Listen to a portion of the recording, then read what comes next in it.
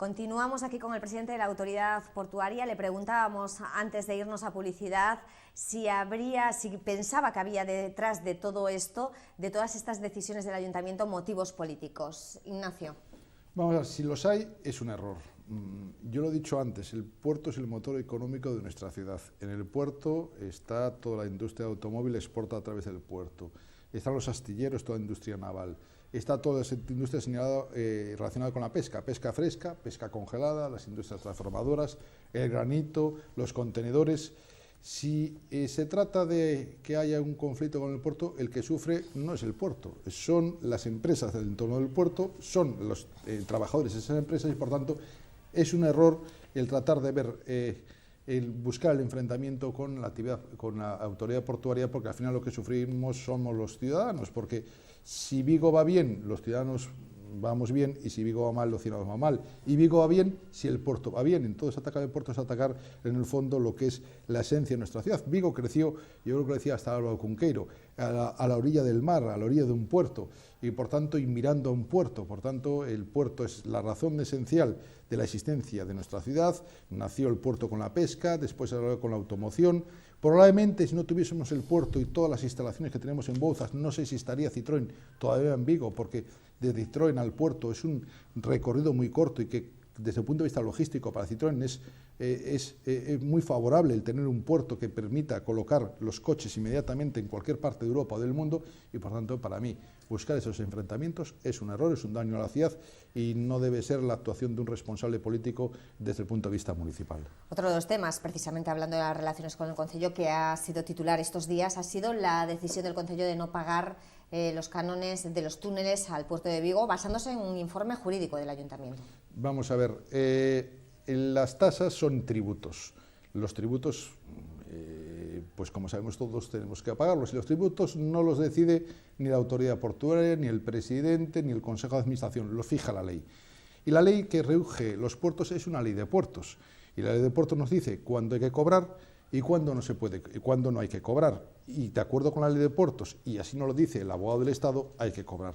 En segundo lugar, en el año 2005, el Ayuntamiento de Vigo, siendo presidente de la autoridad portuaria, Abel Caballero, pidió una bonificación en el pago de estas tasas de los túneles. El puerto pidió un informe al abogado del Estado y el abogado del Estado dijo que tenían que pagarlo. Y el presidente en aquel momento de la autoridad portuaria, Abel Caballero, le liquidó y le giró al Ayuntamiento las tasas por esos túneles. En tercer lugar, el año pasado, como había esas deudas pendientes entre el puerto y el Ayuntamiento, mi voluntad era llegar a un acuerdo, conseguimos llegar a un acuerdo y se pagaron las deudas pendientes, entre ellas las tasas de esos túneles. Por tanto, yo creo que lo que vamos a hacer desde el puerto es lo que nos dice la Abogacía del Estado, lo que le dijo al señor Abel Caballero, lo que hizo el señor Abel Caballero y es lo que corresponde. Evidentemente, hay un informe jurídico que creo que dice que el puerto no obtiene rendimientos económicos del túnel, pero es que el Ayuntamiento no obtiene rendimientos económicos del túnel, pero es que sería la causa por la cual, o justificación de por qué no pagan la tasa. Pero es que el Ayuntamiento sí tiene ingresos del túnel. En el túnel hay radares que coloca el Ayuntamiento, que solo en el año 2010, según los datos publicados en los medios de comunicación, fueron casi 6.900 multas las que se impusieron en el túnel.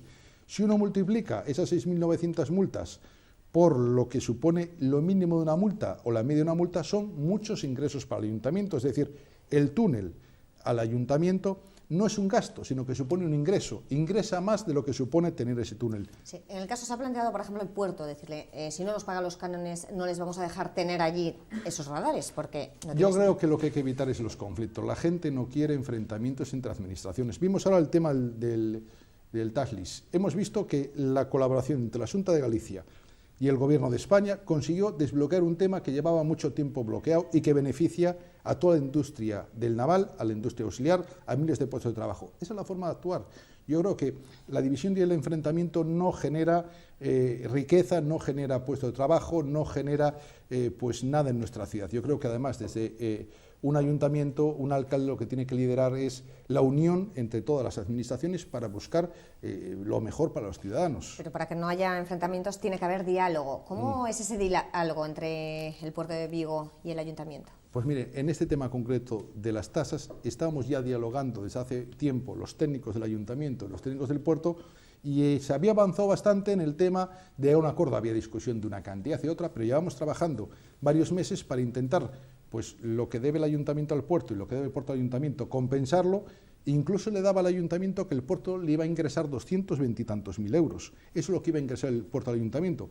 Ahora, después de esas negociaciones que llevamos meses, de repente hay unas declaraciones y entonces origina la tensión, que insisto, es malo para la ciudad, es malo para la imagen que damos de nuestra ciudad, es malo para lo que piensan los ciudadanos de lo que supone la gestión de la administración. Y desde luego, por el Puerto de Vigo no buscamos el enfrentamiento, lo que queremos simplemente es, pues si no abonan la cantidad, pues intentaremos llegar a acuerdos en las otras cantidades. Si quieren ir a planteamientos judiciales, pues habrá que ir, pero desde luego yo lo único que digo es, quiero evitar esa situación. El año pasado lo evitamos, el año pasado hubo acuerdo con las mismas cantidades, por los mismos conceptos, por la misma tasa, y este año parece que no es posible. Yo me gustaría, porque como vigués, yo creo que eso es lo mejor para Vigo. Cuando vemos que todos trabajan juntos, cuando desde luego el Puerto de Vigo trabajamos con Zona Franca, trabajamos con la Xunta, trabajamos con la autoridad provincial, y el año pasado estábamos con el ayuntamiento y parecía que las cosas es lo que nos piden los ciudadanos. Cuando llega esto yo lo siento sobre todo porque evidentemente cuando nos dicen los ayuntamientos que el puerto es un gasto para los vigueses, no, para el ayuntamiento es un ingreso. Para el ayuntamiento es un ingreso que evidentemente para los vigueses es el pago de las multas. Antes de esta polémica también el Concello había pedido la titularidad de los túneles o de la avenida de Beiralamar, perdón, al puerto de Vigo, y este lo rechazaba. ¿Cree que esto puede ser una especie de reacción a este rechazo? No, no creo que, o no debería de serlo, yo creo que no. Vamos a ver,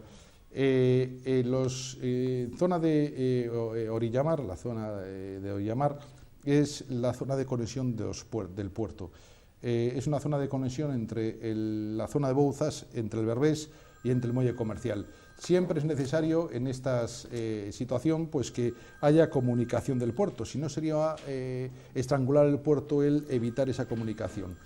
Siempre, incluso cualquiera que fuese el presidente de la autoridad portuaria que se reclamaba por el ayuntamiento la cesión de esas partes, siempre fue rechazado. Nunca, incluso cuando el señor Abel Caballero era presidente de la autoridad portuaria, de acuerdo con lo que es la lógica, es que es necesario que hubiese conexión material entre las distintas zonas del puerto, porque si no nos crea un problema de logística. Pero además hay que tener en cuenta que el cambio de titularidad no va a afectar para nada a lo que es la ciudad. Actualmente la zona de Orillamar, la calle Orillamar, es libre circulación, incluso toda la iluminación la paga el puerto, no la paga el ayuntamiento, y es un vial totalmente abierto a nuestra ciudad para circular. Entonces vamos a ver, el cambiar la titularidad no va a afectar para nada a lo que supone o que va a suponer para los vigueses. Por tanto, si el puerto tenemos que tener esa conexión, unión material de todas las instalaciones, si los vigueses van a seguir circulando como ha mencionado por llamar, el tema ese, pues luego yo creo incluso es irrelevante desde el punto de vista de la ciudad de Vigo, porque los vigueses nunca notarían quién es el dueño del terreno por el que pisan. Lo cierto es que todo esto, lo que estamos asistiendo desde hace un tiempo a esta parte, da una imagen de que hay un enfrentamiento. Después puede ser real o no real, porque como bien decía, hay reuniones de técnicos en los que se llegan a acuerdos, ¿no? Pero da esa imagen, por lo menos ante los ciudadanos, de que hay un enfrentamiento entre el puerto y el Concello de Vigo. El puerto con el Concello no tiene ningún enfrentamiento. No hemos iniciado ninguna decisión, y al revés, no lo queremos. Es que lo digo yo personalmente como presidente, lo dije cuando tomé posesión. No quiero que exista ese enfrentamiento. Como vigués, no creo que sea lo bueno. Entonces, por nosotros no hay ningún enfrentamiento, por nosotros no hemos iniciado ni queremos iniciarla, incluso si hay, pues trataremos de evitarla, pero yo creo que es un error. O sea, no voy a buscar nunca el enfrentamiento porque sí, un error. Eso quiere decir completo. Que a lo mejor sí la otra parte sí busca ese enfrentamiento. Vamos a ver, últimamente lo que ha salido es el tema únicamente de las tasas. Yo creo que es la única tensión que ha habido entre el ayuntamiento y el puerto. Yo vuelvo a insistir, hagamos lo que hicimos el año pasado y si hay otro criterio, lo hacemos entre nosotros, pero no busquemos ese conflicto. Yo creo que, por mi parte, no quiero buscar ningún enfrentamiento, creo que es un error, no lo voy a hacer, lo dije como presidente de la autoridad portuaria cuando tomé posesión y creo que hasta este momento lo he hecho siempre. Por ejemplo, hasta las resoluciones judiciales que había sobre las obras paralizadas ni siquiera las recurrimos. No íbamos a originar tensión por ese tema, ni siquiera las recurrimos. Hemos llegado a un acuerdo de compensación de las deudas. Yo creo que es la forma de actuar de las administraciones. Bueno, pues volvemos ya a la gestión del puerto, porque una de las decisiones que cogió de sorpresa un poco a la comunidad portuaria fue la destitución de fulminante e inesperada de Luis Lara. No se llegó a hablar mucho de los motivos, él personalmente no quiso hablar mucho de esos motivos, tampoco llegó el presidente de la Autoridad Portuaria a hablar en profundidad de este tema. Yo no sé si hubo motivos o simplemente fue una decisión que en su momento se tomó por motivos técnicos, políticos. Vamos a ver, el cargo de director del puerto es un alto cargo, de acuerdo con las últimas modificaciones desde el año 2006. Es un alto cargo como hay otras administraciones.